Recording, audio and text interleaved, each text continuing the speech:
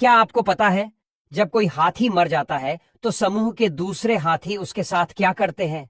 मरे हुए हाथी के साथ कैसा सलूक किया जाता है, यह पूरी प्रक्रिया जानकर आपकी आंखों से आंसू निकल आएंगे। जब एक हाथी मर जाता है तो उसके परिवार और अन्य समूह के हाथी मृत हाथी के शरीर के आसपास इकट्ठा होते हैं और अपनी सूंड से मृत हाथी को टच करने लगते हैं। लेकिन हाथी ऐसा क्यों करते हैं?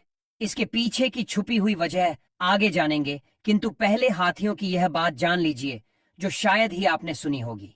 हाथी का बच्चा अपनी मां के पेट में 22 महीने यानी तकरीबन 2 साल तक रहता है। प्राणियों में यह सबसे लंबी गर्भावस्था है।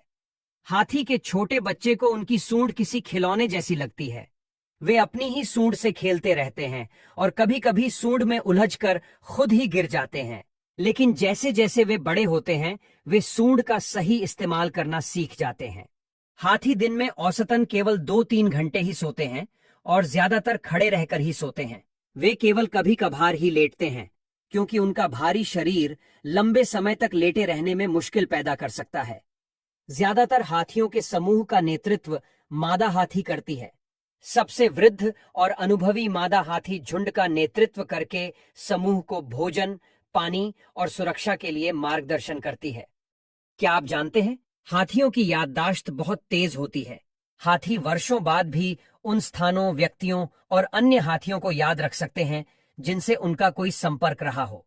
कभी कभी हाथी ने बचपन में अपने मालिक को युवानी में देखा होता है और कई सालों बाद अगर वह मालिक थोड़ा बूढ़ा भी हो जाता है तो भी हाथी उन्हें पहचान लेता है। अब बात करते हैं हाथियों की ऐसी ताकत के बारे में जिसके बारे में आपने कभी नहीं सुना होगा। यह बात आपको पसंद आए तो पेज को फॉलो जरूर कर लेना। हाथी अपने गले के नीचे मौजूद वोकल कॉर्ड्स का उपयोग करके एक इंफ्रासाउंड उत्पन्न करते हैं। इंफ्रासाउंड एक ऐसी आवाज होती है कि इंसानी कान इसे सुन नहीं सकते, क्योंकि इसकी आवृत्ति 5 से 20 हर्ट्ज से कम होती है और इंसान कोई आवाज तभी सुन सकता है जब उसकी आवृत्ति 20 से 30 हर्ट्ज होती है।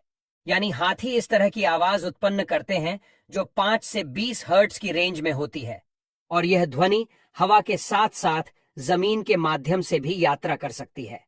हाथी के पैरों में विशेष संरचनाएं होती हैं जो जमीन से आवाज के कंपन को पकड़ सकती हैं और उन्हें मस्तिष्क तक पहुंचा सकती हैं। यह क्षमता के जरिए हाथी इंफ्रासाउंड ध्वनि को महसूस कर सकते हैं।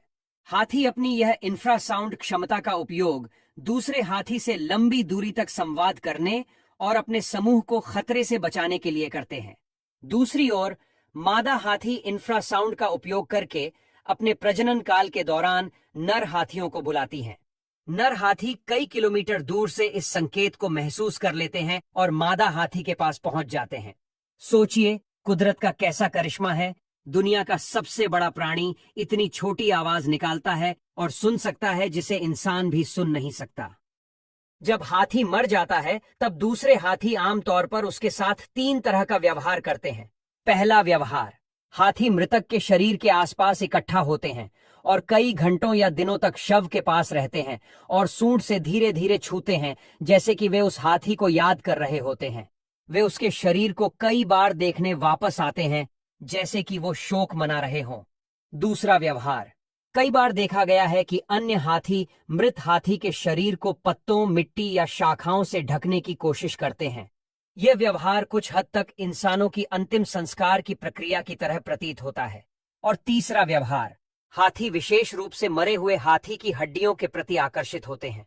अगर वे किसी मृत हाथी की हड्डियां पाते हैं तो वे अक्सर उन्हें उठाते हैं और अपनी सूंड से हड्डियों को सहलाते हैं, जैसे कि वह हड्डियों से जुड़ी स्मृतियों को महसूस कर रहे हैं।